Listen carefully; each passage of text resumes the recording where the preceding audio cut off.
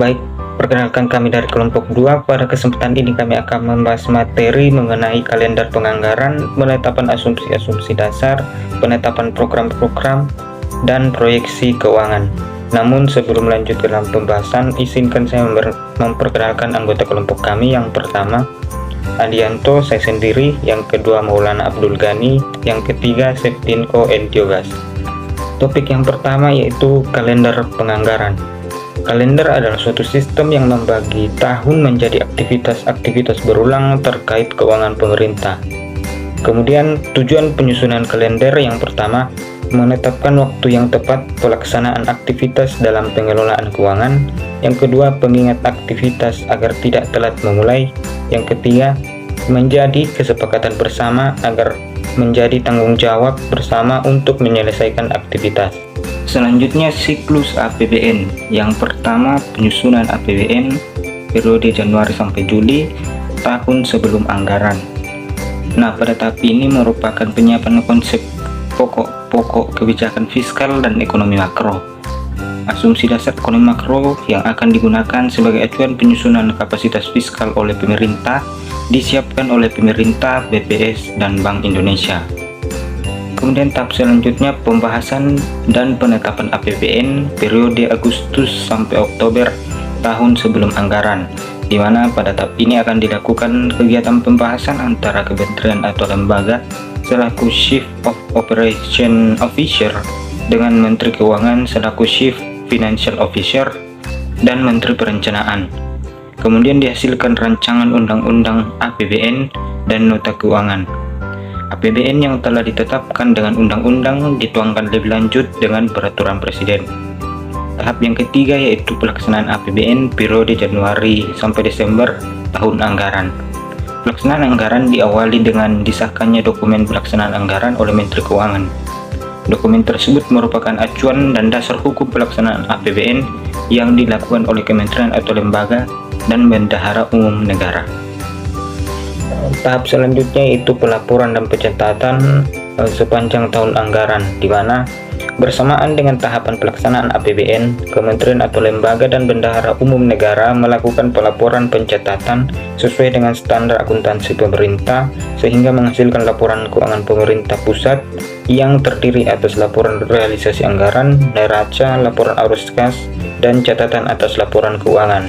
Kemudian tahap terakhir yaitu pemeriksaan dan pertanggungjawaban periode semester atau anual, di mana atas LKPP Badan Pemeriksa Keuangan melakukan pemeriksaan LKPP yang telah diaudit oleh BPK tersebut, kemudian disampaikan oleh Presiden kepada DPR dalam bentuk rancangan undang-undang pertanggungjawaban pelaksanaan APBN untuk dibahas dan disetujui. Lanjut topik kedua yaitu penetapan asumsi-asumsi dasar.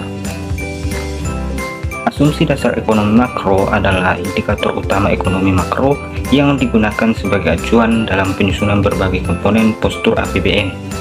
Penyusunan asumsi dasar ekonomi makro mengacu pada sasaran pembangunan dan juga tetap memperhatikan perkembangan perekonomian terkini, baik domestik maupun internasional. Kemudian asumsi dasar terdiri dari yang pertama pertumbuhan ekonomi, yang kedua inflasi, yang ketiga nilai tukar, yang keempat suku bunga SBN 10 tahun, kemudian harga minyak mentah Indonesia atau Indonesia Crude Price, dan yang terakhir lifting minyak dan gas. Selanjutnya yang ketiga, penetapan program-program.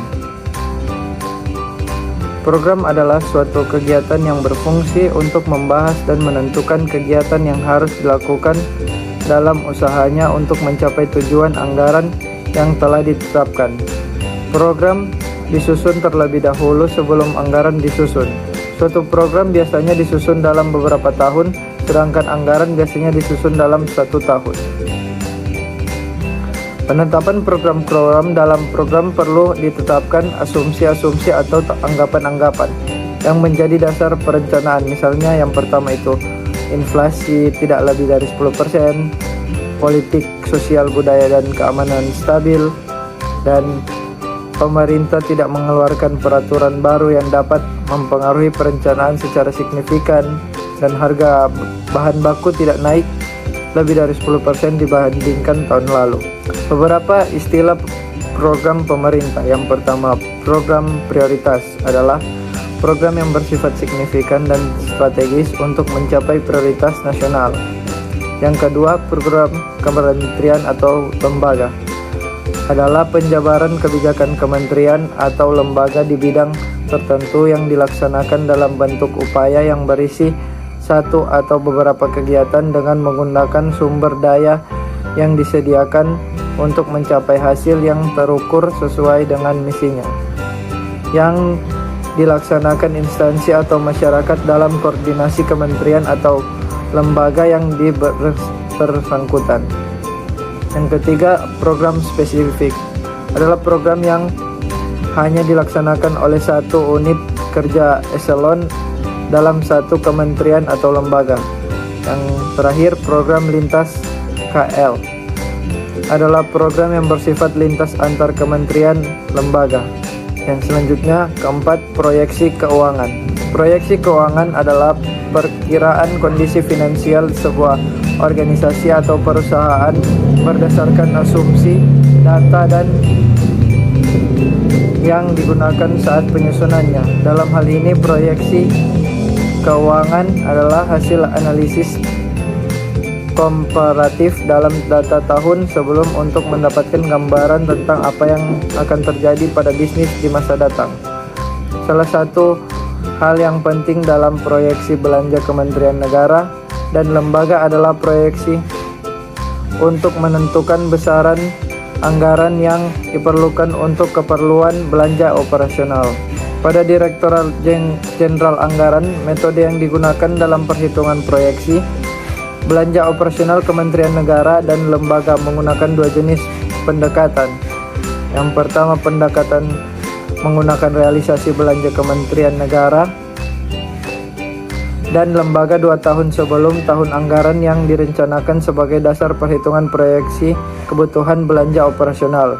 Yang kedua, pendekatan dasar proyeksi alokasi belanja operasional 4 menggunakan angka alokasi anggaran kementerian negara dan lembaga pada APBN 1 tahun sebelum tahun anggaran yang direncanakan. Fungsi proyeksi keuangan. Beberapa fungsi proyeksi keuangan adalah sebagai berikut.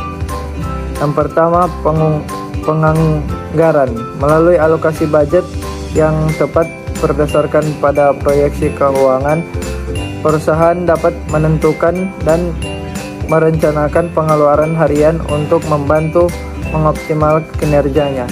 Yang kedua, pengawasan. Proyeksi keuangan dapat membantu mengawasi pergerakan keuangan. Yang ketiga, antisipasi dan optimalisasi arus kas. Arus kas digunakan oleh perusahaan untuk mengetahui kondisi finansial usahanya. Jika terjadi kesalahan di dalam arus kas tersebut, proyeksi keuangan bisa menunjukkan indikator apa yang menjadi penyebabnya. Data yang perlu diperoleh dalam proyeksi. Dalam proyeksi akan dicari pola atau tren yang bersifat konsisten. Data yang perlu diperoleh mencakup yang pertama, siklus bisnis, yang kedua, anomali historis dan outlier dan tren demografi. Terus yang terakhir, hubungan antar variabel.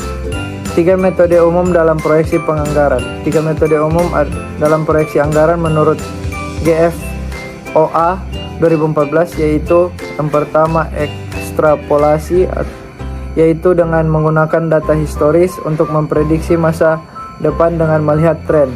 Yang kedua, regresi atau ekonometrika, yaitu analisis statistika berdasarkan hubungan antar variabel independen dan variabel dependen.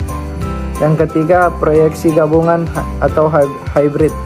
Proyeksi gabungan yaitu dengan menggabungkan antara proyeksi berdasarkan pengetahuan, lebih cenderung pada pengalaman dan perasaan terhadap situasi tertentu, dan metode kuantitatif.